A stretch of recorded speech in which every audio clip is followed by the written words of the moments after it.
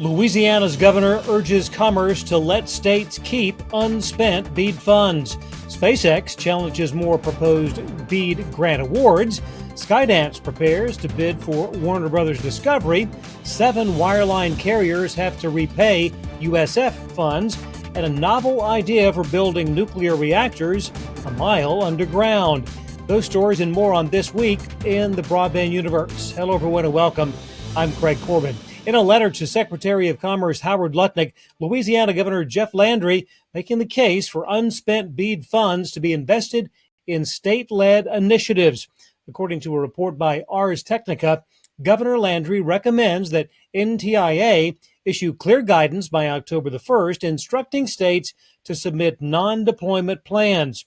The governor made reference to potential use of Louisiana's non-deployment funds for investments in education, workforce training, and industry growth.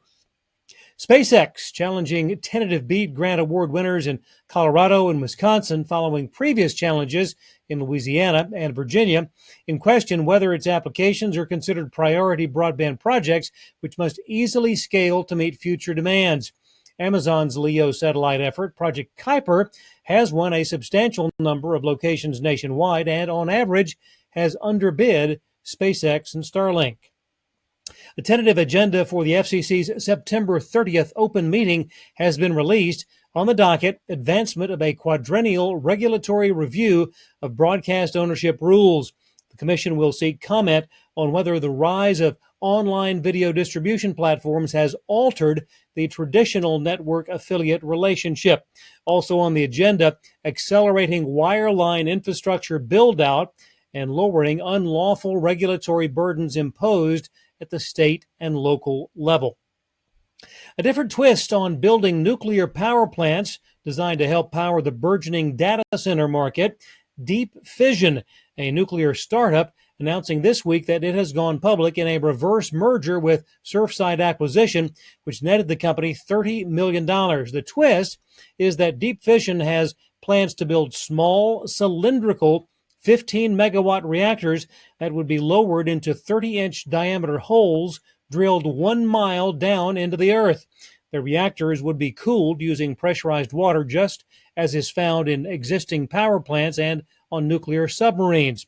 The company hopes the design will help solve problems such as potential terrorist attacks, concern over meltdowns. A deal has been signed with data center developer Endeavor to build 2 gigawatts of underground reactors, the first reactor expected to go online in July of next year. A follow-up now on a story we brought you earlier this year. The U.S. Department of Energy has issued a request for application seeking proposals from U.S. companies to build and power AI data centers at Idaho National Laboratory in Idaho Falls, Idaho. The Idaho National Laboratory, one of 4 federally managed sites identified for combined AI infrastructure and energy development projects. 44,000 acres are available for the project, with opportunities for integrations with advanced nuclear, geothermal, and thermal storage technologies. Proposals are due by November the 7th. A major initiative to develop 4 new subsea cable systems across the Baltic Sea has been announced this week. Total investment of €40 million, including EU co-funding, will help boost digital infrastructure connecting Sweden, Estonia, and Finland. The cables will span 550 kilometers and help provide redundancy and faster connections. They will facilitate secure data traffic flows and public digital services between Nordic and Baltic countries. The project will be undertaken by Global Connect, full deployment expected by 2027.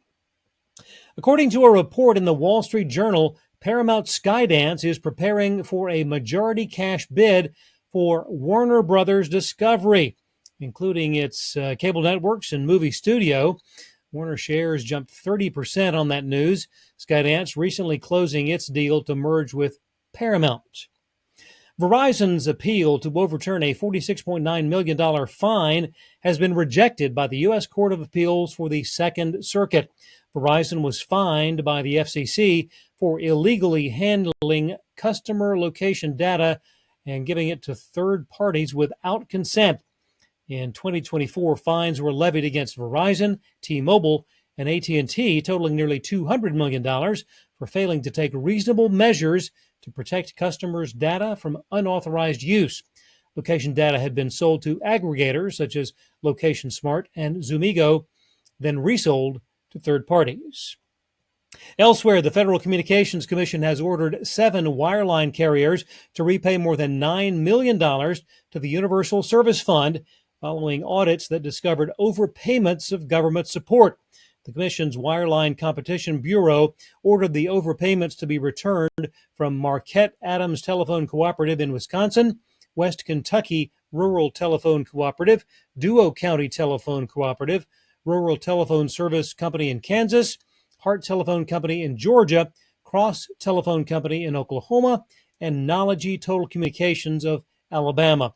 A similar order was issued in June for Big Bend Telephone Company of Texas to return $5.5 million in improper USF payments. And finally, just how much time do you think you spend online every day? According to a Pew Research Center survey, a median of 28% of adults across 24 countries say they're online all the time. 40% say they use the internet several times a day. 9% do not use it at all. Japan has the highest rate of frequent internet use. 85% of adults under 35, nearly 40% of those over 50 say they're online almost constantly.